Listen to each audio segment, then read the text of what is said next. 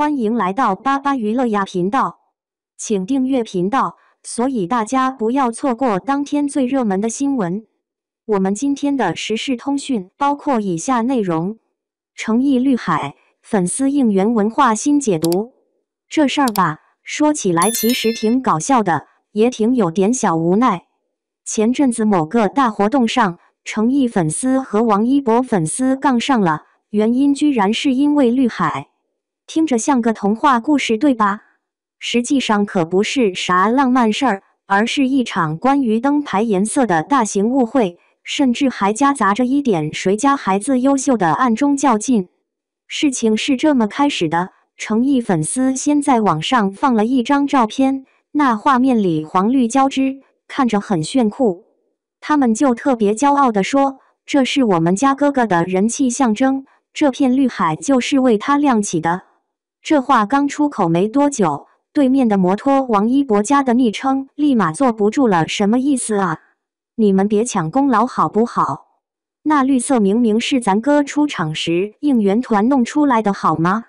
于是争论爆发了，双方都觉得自己才是真正贡献这片灯光奇观的人，一时间饭圈鸡飞狗跳，各种截图、视频证据满天飞。我跟你说，要比专业性的话，当晚的视频解析水平简直堪比刑侦剧现场复盘。不信你想象一下，有人暂停每一帧画面，就为了找出到底是谁先举起那些绿色灯牌，还有人能从屏幕反射分析哪个区域是哪家掌控的，不服不行。后来呢，大概事实也逐渐浮出了水面。原来呀，这所谓的大半片绿色，其实是在王一博出场的时候，由摩托团队精心策划出来的一项壮观操作。他们不仅做到了全员同步，还玩出了花样，比如用黄色底色拼字什么的，一眼看过去让人印象深刻。而等到诚意灯台后，因为这些灯牌已经熄灭了一部分，所以剩下来的散光效果就变得稍微稀疏一点。但从远景来看，那些星星点点依旧显眼，于是被误认为属于另一方。不得不说，这背后的组织力真叫一个强悍。据一些参与者透露，他们提前几周就在群里分工明确，每个人负责几个具体任务，从订购配件到彩排流程，细节安排的滴水不漏。如果要给这种行为打分，我敢打赌能拿99，加油再努力一下就是满分。然而，相比较之下，果的表现嘛，好像确实差点意思。一位网友吐槽道：“与其忙着认领别人家的成果，不如回头看看自家是不是少买了电池。”虽然听起来扎心，但仔细琢磨也不能算毫无道理。不过哈，你以为只有他们俩掐架吗？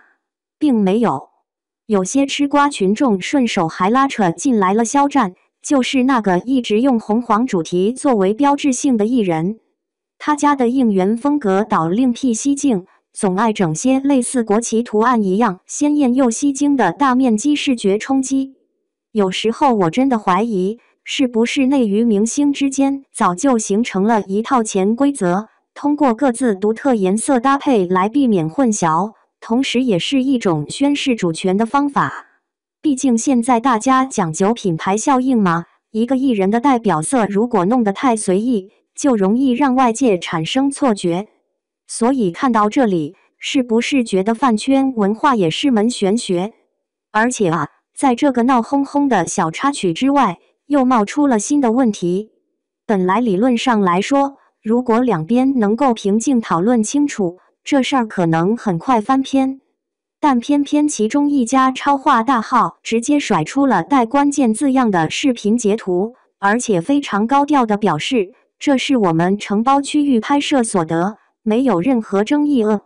当时有不少路过围观的人纷纷感慨，好狠呐！同时也有人提出质疑，难道这样公开展示不会引发更大的矛盾吗？所以啰嗦半天，到底该怎么看待这种现象呢？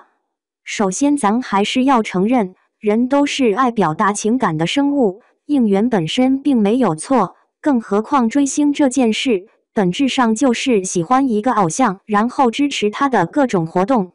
然而，有时候过于执念却会把原本单纯美好的东西搞复杂化，比如硬碰硬争归属权，再比如嘲讽或者否定其他群体存在价值。这些行为未必恶意，却总容易衍生成彼此敌视，让旁人看热闹看得津津有味。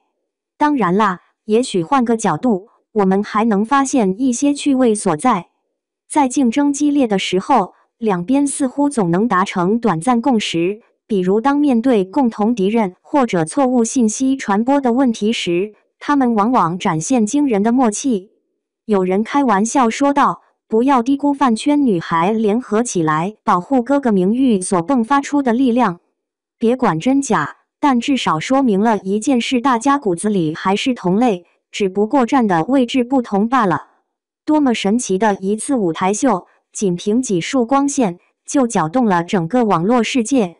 不知道最后双方有没有握手言和，可对于普通吃瓜群众来说，这波热闹确实值回票价。